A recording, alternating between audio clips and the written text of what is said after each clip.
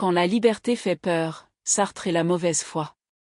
Eduardo Valdivia Sanz. Pour Sartre, la mauvaise foi n'est ni une erreur innocente ni une confusion passagère, c'est une manière de se conduire face à soi-même quand la liberté dérange. On ne se trompe pas par manque de données, on s'arrange plutôt pour ne pas voir ce qu'on voit déjà. La mauvaise foi apparaît quand quelqu'un s'organise intérieurement afin d'éviter une conclusion qui exigerait un acte, choisir, assumer, rompre, demander pardon, renoncer, s'engager. C'est pourquoi le geste central de la mauvaise foi ne consiste pas à ignorer la réalité, mais à la domestiquer jusqu'à la rendre supportable, même si cette domestication a un prix, perdre en clarté sur qui l'on est et sur ce que l'on fait.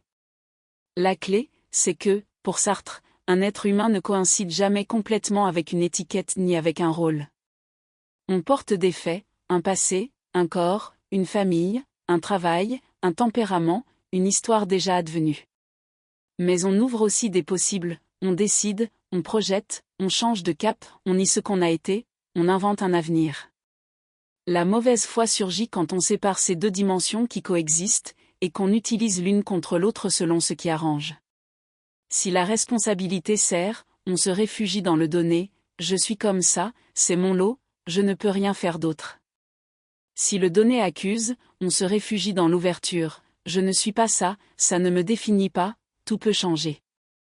Le piège ne se trouve pas dans la reconnaissance de limites ni dans le désir de changement, le piège, c'est d'utiliser les limites comme excuse ou le changement comme alibi. C'est pourquoi la mauvaise foi se distingue du mensonge ordinaire. Dans le mensonge ordinaire, on cherche à tromper autrui. Dans la mauvaise foi, la tromperie se produit au sein même de la personne, on tente d'être, en même temps, celui qui manipule et celui qui se laisse manipuler.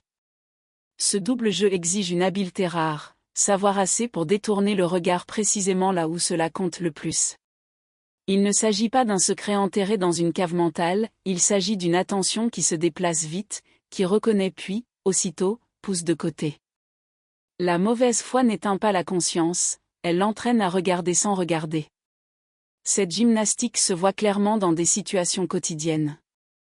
Pense à celui qui s'attache à son rôle comme si ce rôle épuisait sa vie, il joue son métier avec raideur, exagère les gestes, devient fonction, se laisse décrire comme un objet utile. Là, la mauvaise foi ne consiste pas à travailler, elle consiste à se réduire à une définition pour ne pas sentir l'inconfort de pouvoir être davantage, ou de pouvoir échouer autrement, ou de pouvoir changer.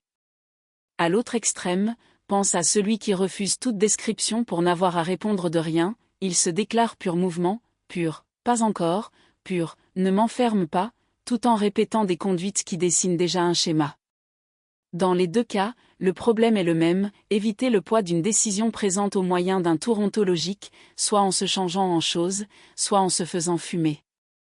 Sartre montre aussi que la mauvaise foi peut se déguiser en vertu, surtout quand elle se présente comme une sincérité, comprise de façon brutale.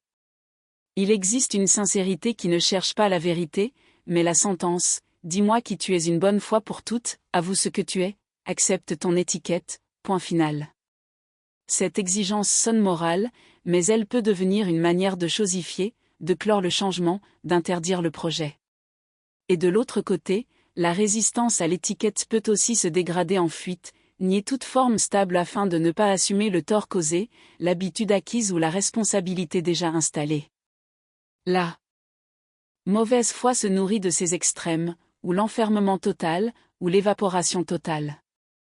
La bonne foi, elle, n'a besoin d'aucun de ces deux tours. D'un point de vue humaniste et pour moi cela signifie une honnêteté sans théâtre. La sortie qui se dessine chez Sartre passe par un acte de bonne foi, tenir ensemble les deux vérités que la mauvaise foi sépare. Je suis mes faits, sans dramatiser ni me poser en victime, mon passé pèse, mon corps pèse, mes décisions déjà prises pèsent. Et je suis ma liberté, sans fantaisie ni grandiloquence, je peux encore choisir, je peux encore rectifier, je peux encore rompre une inertie, je peux encore demander pardon ou dire non.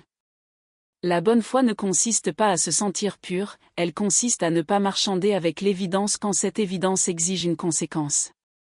La vérité passe d'abord quand je cesse d'utiliser mes limites comme cachette et quand je cesse d'utiliser mes possibles comme fuite. Ainsi, la mauvaise foi chez Sartre est un auto-arrangement, une manière d'avancer sans regarder le prix de sa liberté, une façon de vivre comme si j'étais une chose quand cela m'arrange et comme si j'étais pur projet quand cela m'arrange. Et la bonne foi, dans la lecture que je propose, est le mouvement inverse, une fidélité active à ce que je sais de moi, sans excuse et sans cruauté, de sorte que le savoir ne reste pas un discours et devienne un acte. Si l'on met la vérité devant soi, d'abord pour soi-même, on n'a plus besoin de refuge, on peut être responsable sans devenir statut, et on peut changer sans se faire alibi.